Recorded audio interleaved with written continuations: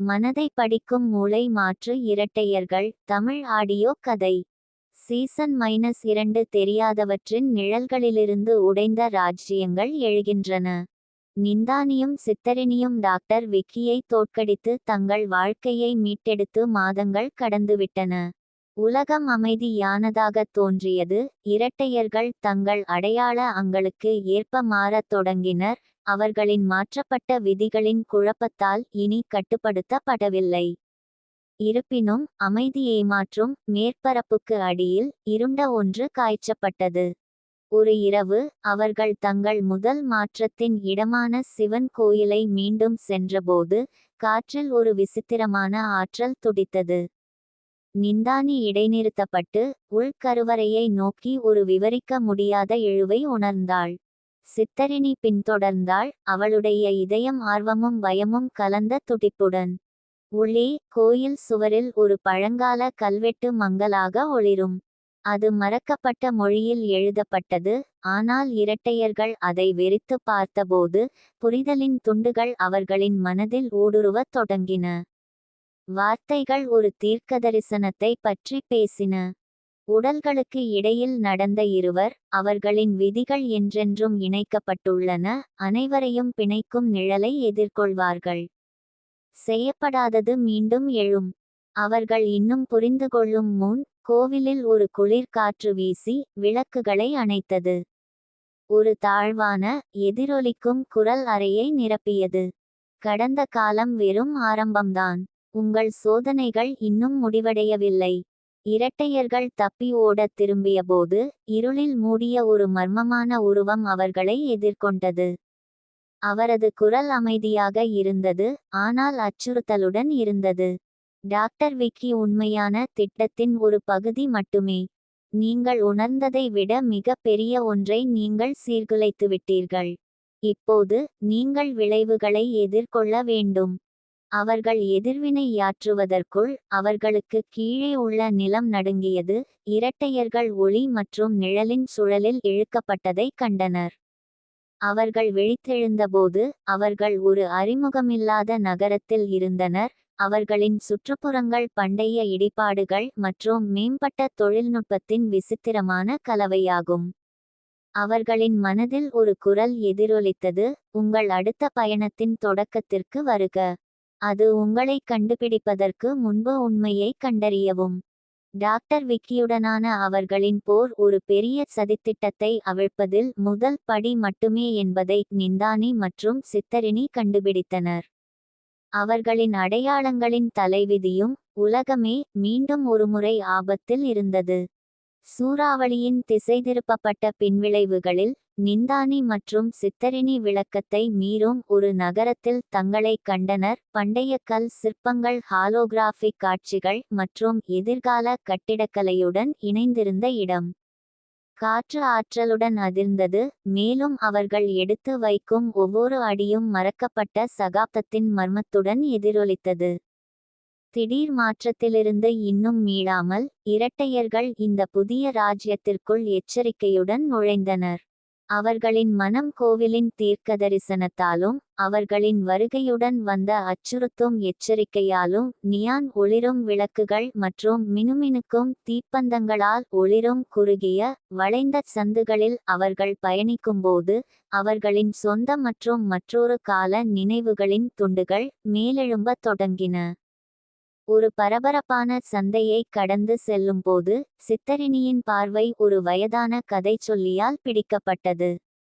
பாரம்பரிய மையக்கருக்களுடன் எதிர்கால துணிகளை கலக்கும் ஒட்டுவேலை அங்கியில் போர்த்தப்பட்டிருந்த புத்திசாலி மனிதன் காலத்திற்கு இழந்த புராணக்கதைகளை பற்றி பேசினான்.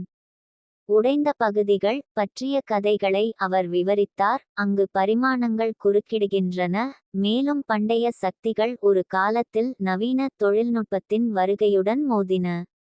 அவரது வார்த்தைகள் இரட்டையர்களுடன் ஆழமாக எதிரொலித்தன, அவர்களின் வருகை தற்செயலானது அல்ல என்பதை குறிக்கிறது.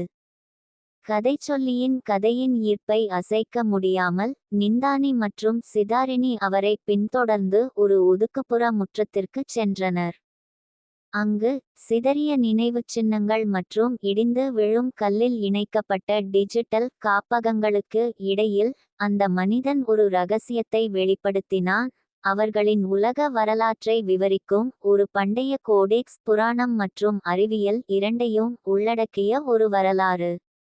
கோடெக்ஸில் சிவன் கோவிலில் உள்ள கல்வெட்டுடன் விசித்திரமான ஒற்றுமைகளைக் கொண்ட ரகசிய ஓவியங்கள் மற்றும் சின்னங்கள் இருந்தன.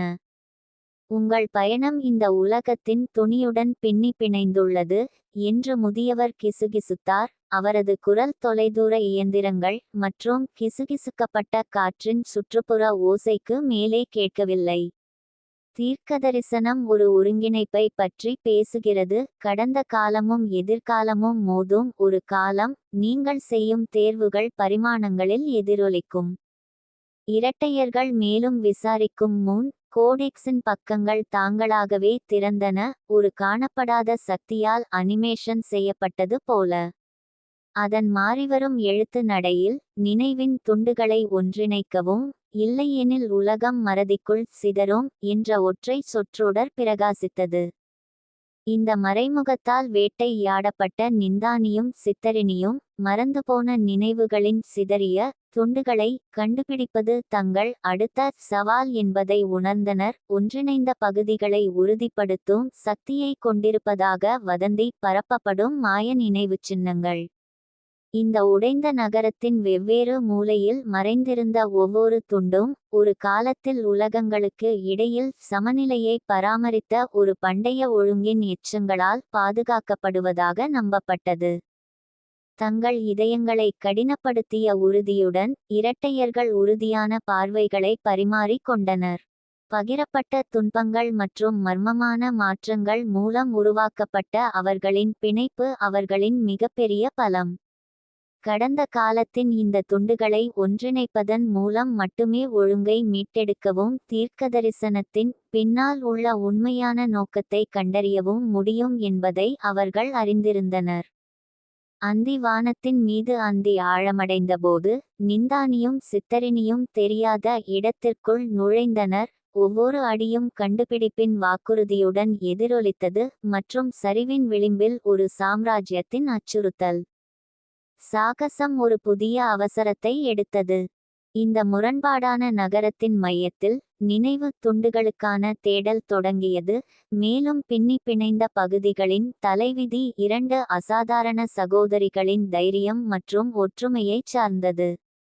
நிந்தானி மற்றும் சித்தரினி கோடெக்ஸின் ரகசிய வழிகாட்டுதலை பின்பற்றியதால் இரவு ஆழமடைந்தது, காலமே உடைந்து போனதாகத் தோன்றிய ஒரு மாவட்டம். இங்கே ஒரு காலத்தில் புகழ்பெற்ற நாகரிகத்தின் எச்சங்கள் ஒளிரும் நவீன திட்டங்களுடன் பின்னிப்பிணைந்த இடிபாடுகளுக்கு இடையில் சிதறிக்கிடக்கின்றன. இது அவர்களின் தற்போதைய இக்கட்டான நிலைக்கு பொருத்தமான உருவகம். இரட்டையர்கள் அமைதியான புராணங்களில் பேசப்படும் ஒரு கட்டுக்கதை சரணாலயத்தை நோக்கிச் செல்லும்போது அவர்களின் காலடி தடயங்கள் மின்னும் டிஜிட்டல் தடயங்களுடன் கலந்த கற்களில் எதிரொலித்தன. இந்த சரணாலயத்திற்குள் இழந்த நினைவக துண்டுகளில் ஒன்று பதிக்கப்பட்டதாக கூறப்பட்டது. பண்டைய ஞானம் மற்றும் எதிர்கால நுண்ணறிவு இரண்டின் எதிரொலிகளையும் கொண்ட ஒரு துகள் என்று வதந்தி பரவியது. ஊர்ந்து செல்லும் ஐவி மற்றும் ஹாலோகிராஃபிக் எச்சங்களால் பாதி நுகரப்பட்ட ஒரு பிரம்மாண்டமான வளைவு பாதையை அவர்கள் நெருங்கியபோது ஒரு தாழ்வான எதிரொலிக்கும் ஓசை காற்றை நிரப்பியது. வளைவு பாதையே பண்டைய கோடெக்ஸில் உள்ளதை போன்ற செதுக்கப்பட்ட சின்னங்களை கொண்டிருந்தது. அவற்றின் விளிம்புகள் ஒரு நுட்பமான ஒளியுடன் ஒளிரும். சின்னங்களில் ஒன்றை தொட நிந்தானி கை நீட்டினான். அந்த நொடியில் வளைவு உயிர் பெற்றது. ஒரு மறைக்கப்பட்ட பொறிமுறை கிளிக் செய்யப்பட்டது. பழங்கால கதவுகள் திறந்தன. ஒரு பரந்த உள் கருவறை வெளிப்பட்டது. அந்த இடம் தொங்கும் கோலங்களின் விண்மீன் கூட்டத்தால் மங்கலாக ஒளிர்ந்தது. அவை அறையை மென்மையான ஒளி துடிப்புகளால் குளிப்பாட்டின. சரணாலயத்தின் மையத்தில் ஒரு அலங்கரிக்கப்பட்ட பீடம் கிடந்தது. அதன் மீது ஒரு படிகத் துண்டு தங்கியிருந்தது. அதன் மேற்பரப்பு படங்களால் அலைபாய்ந்தது. மறக்கப்பட்ட சகாப்தங்களின் நிலையற்ற நினைவுகள், நீண்ட கடந்த கால முகங்கள் மற்றும் நிச்சயமற்ற எதிர்காலத்தின் காட்சிகள். இரட்டையர்கள் நெருங்குவதற்கு முன்பு பீடத்தின் அருகே ஒரு நிறமாலை உருவம் உருவானது. சரணாலயம் நினைவின் பாதுகாவலர்களுக்கு ஒரு இணைப்பாக இருந்த ஒரு சகாப்தத்தின் பாதுகாவலர். அவரது வடிவம் ஒளியூடுருவக்கூடியதாகவும் கட்டளையிடும் விதமாகவும் இருந்தது. அவரது கண்கள் பல நூற்றாண்டுகளின் ஞானத்தை வைத்திருந்தன. தேடுபவர்களே, வரவேற்கிறோம், பாதுகாவலர் உள்வாங்கினார். அவரது குரல் தொலைதூர மணிகள் போல எதிரொலித்தது. நான் அரவிந்த், எதிரொலிகளின் சரணாலயத்தின் பாதுகாவலர். துண்டு துண்டான கடந்த காலத்தை எழுதப்படாத எதிர்காலத்துடன் இணைக்கும் ஒரு துண்டை தேடி நீங்கள் வந்திருக்கிறீர்கள். சீதாரிணி தனது குரலில் நிலையாக இருந்தாலும் ஆர்வத்துடன் முன்னேறினாள். எங்கள் பயணம் ஒரு தீர்க்கதரிசனத்தால் வழிநடத்தப்படுகிறது. கோடெக்ஸ் நினைவின் துண்டுகளை ஒன்றிணைத்து நமது சாம்ராஜ்யம் மறதிக்குள் பிரிவதை தடுக்கிறது என்று பேசுகிறது. சொல்லுங்கள், இந்த துண்டை பெற நாம் என்ன செய்ய வேண்டும்? அரவிந்த் அவற்றை சிந்தனையுடன் பரிசீலித்தார். உங்கள் முன் இருக்கும் துண்டு எடுத்துக்கொள்வதற்கான பரிசு அல்ல, ஆனால் உங்கள் ஆன்மாக்களுக்கு ஒரு கண்ணாடி. அதை பெற, உங்கள் சொந்த நினைவுகளின் உண்மையை நீங்கள் எதிர்கொள்ள வேண்டும், நேசத்துக்குரிய மற்றும் வேதனையான இரண்டும், மேலும் அவை உங்கள் விதியை எவ்வாறு உருவாக்கியுள்ளன என்பதை புரிந்து கொள்ள வேண்டும். அவரது பார்வை சகோதரிகளிடையே மாறியது. உங்கள் கடந்த காலத்தின் நிழல்களுடன் சமரசம் செய்வதன் மூலம் மட்டுமே துண்டின் முழு சக்தியையும் நீங்கள் திறக்க முடியும். அந்த நேரத்தில் இரட்டையர்களின் மனம் நினைவுகளின் துண்டுகளால் சுழன்றது. அவர்களின் வாழ்க்கையின் பிடுங்கல்கள், மூளை மாற்றத்திற்கு முன் ஒளிரும் மற்றும் இருண்ட தருணங்களின் நினைவுகள். அவர்கள் உள்நோக்கி ஆழமாகச் செல்லும்போது சரணாலயத்தின் சுற்றுப்புற ஒளி மாறியது.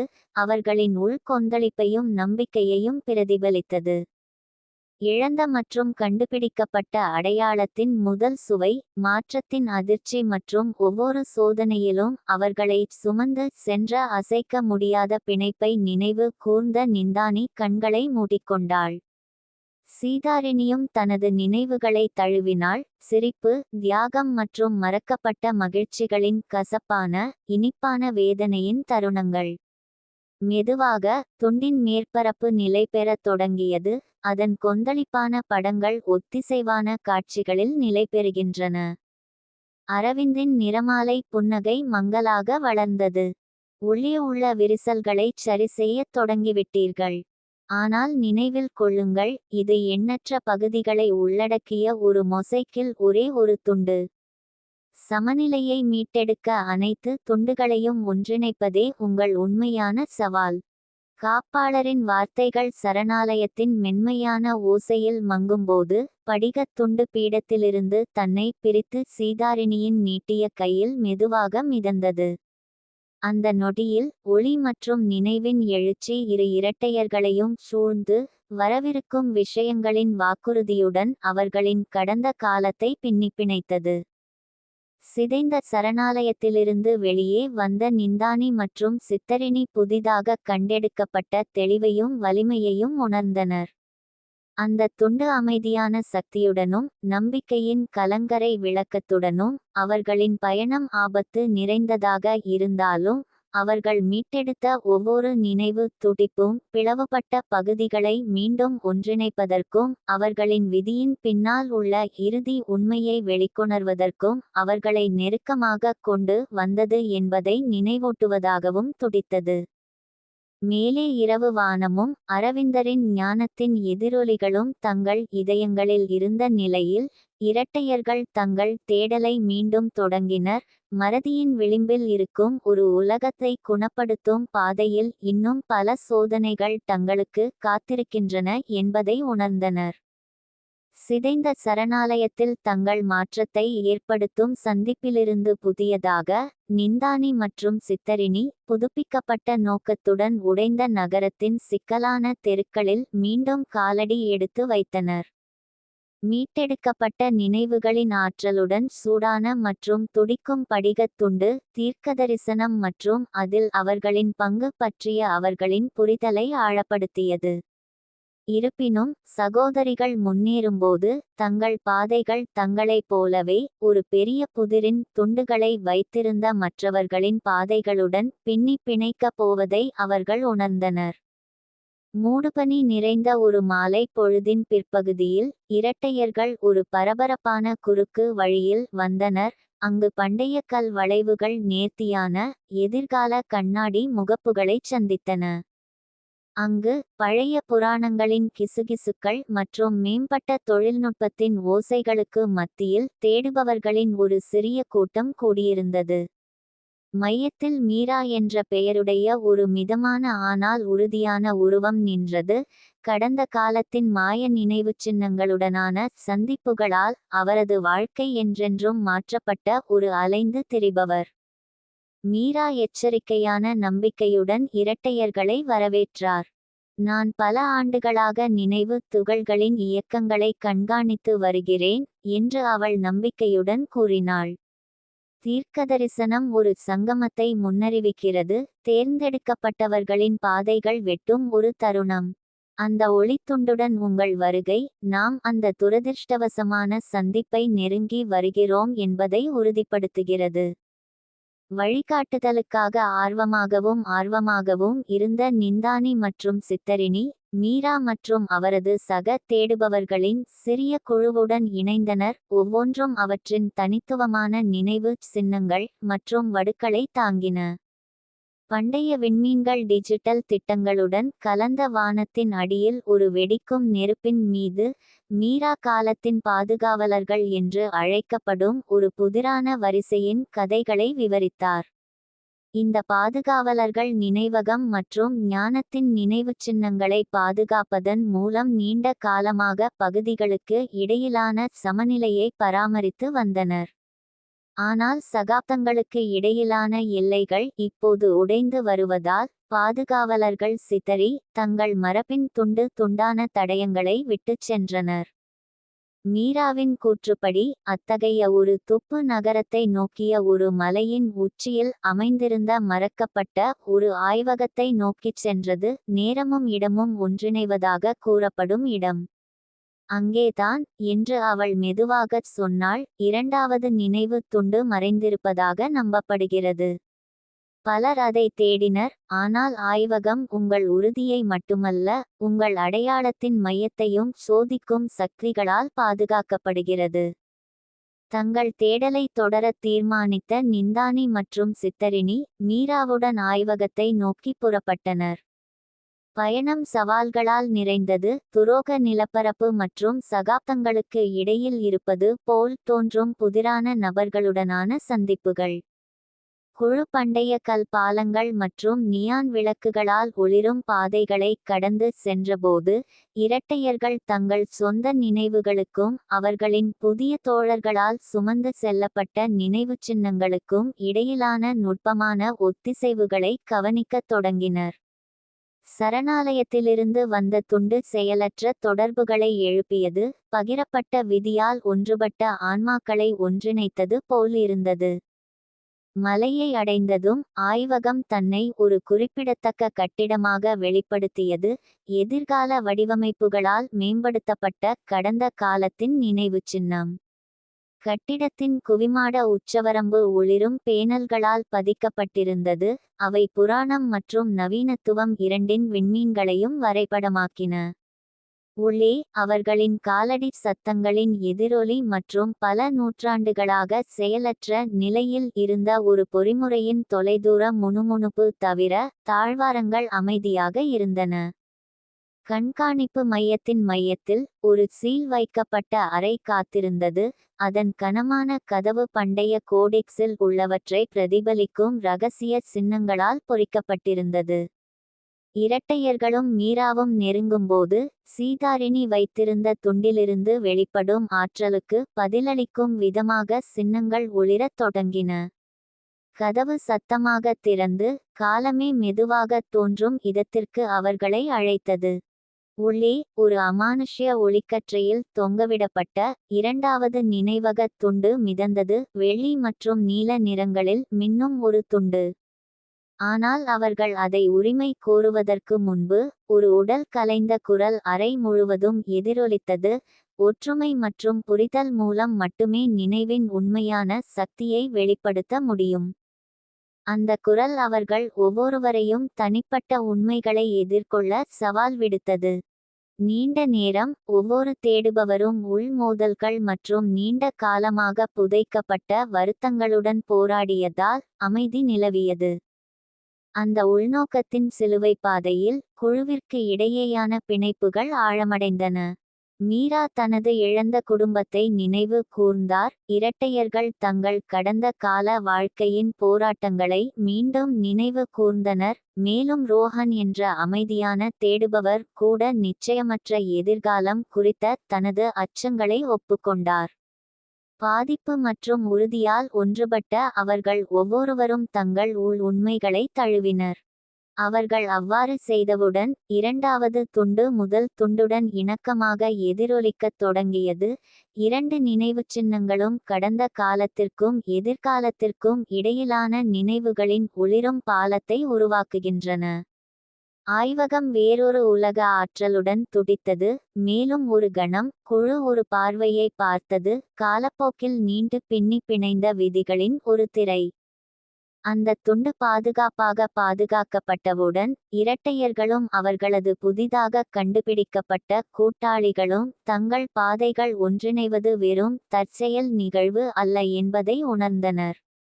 இது ஒரு ஆழமான கூட்டணியின் தொடக்கமாகும். இது சிதைந்த வரலாற்றின் மீதமுள்ள துண்டுகளை ஒன்றாக இணைப்பதிலும் பகுதிகள் மறதிக்குள் சிதறாமல் தடுப்பதிலும் முக்கியமானதாக இருக்கும்.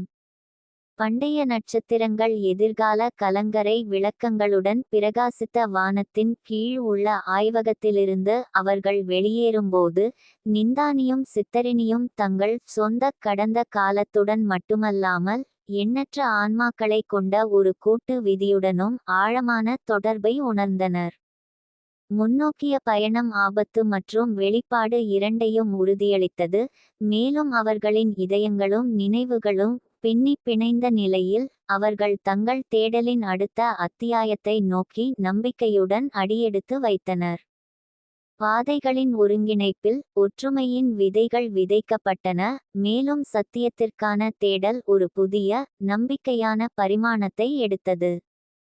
பிளவுபட்ட ஒரு சாம்ராஜ்யத்தின் மறைந்து வரும் வெளிச்சத்தில் கூடியிருந்த கூட்டாளிகள் நிந்தானி, சித்தரினி, மீரா, ரோஹன் மற்றும் பலர் மாய மற்றும் நவீனத்தை இணைக்கும் பண்டைய நுழைவாயிலின் முன் நின்றனர். அவர்கள் சேகரித்த நினைவு துண்டுகள் ஒற்றுமையாக துடித்தன. அவற்றின் ஒருங்கிணைந்த பிரகாசம் அவர்களின் கால்களுக்கு கீழே உள்ள காலத்தால் தேய்ந்து போன கற்களில் நீண்ட மாறக்கூடிய நிழல்களை பரப்பியது. இருந்ததற்கும் இன்னும் இருக்கக்கூடியதற்கும் இடையிலான இந்த வாசலில் விதி அதன் இறுதி கணக்கீட்டை கோரியது. எண்ணற்ற நினைவுகள் மற்றும் எதிர்கால சாத்தியக்கூறுகளின் ஆற்றலுடன் காற்று அதிர்ந்தது. இரட்டையர்கள் சாம்ராஜ்யத்தின் நுழைவாயிலில் செதுக்கப்பட்ட இடைவெளியில் துண்டுகளை வைத்தபோது அதன் வளைவில் உள்ள கல்வெட்டுகள் வேறொரு உலக ஒளியுடன் ஒளிரத் தொடங்கின.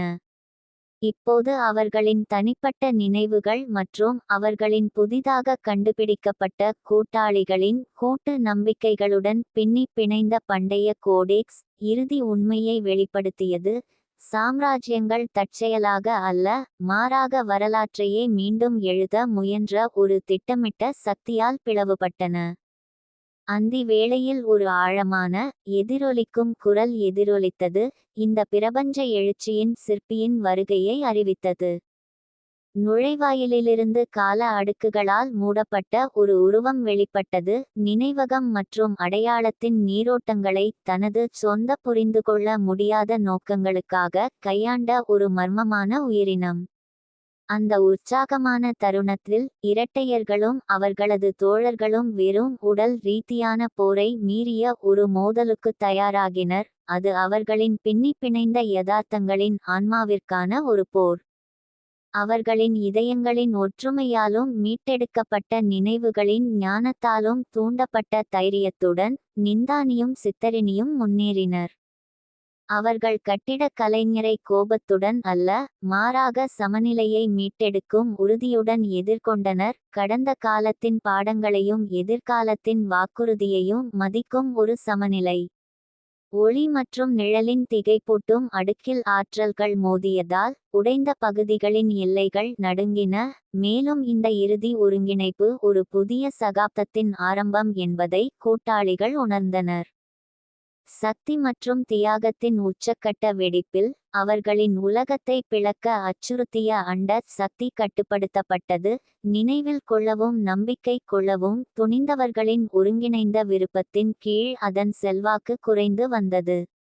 நுழைவாயில் ஒரு முழுமையான இறுதியுடன் மூடப்பட்டதால் ஒரு அத்தியாயம் முடிவடைந்தாலும் அவர்களின் பின்னி பிணைந்த விதிகளின் கதை முழுமையடையவில்லை என்பதை கூட்டாளிகள் அறிந்திருந்தனர்.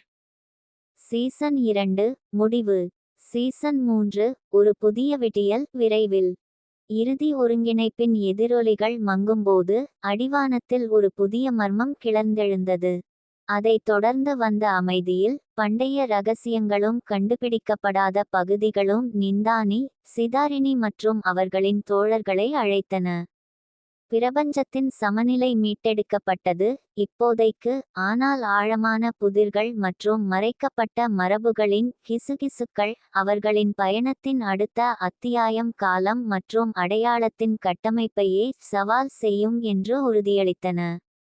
மனதை படிக்கும் மூளை மாற்று இரட்டையர்கள் தமிழ் ஆடியோ கதை. சீசன் -3 விரைவில்.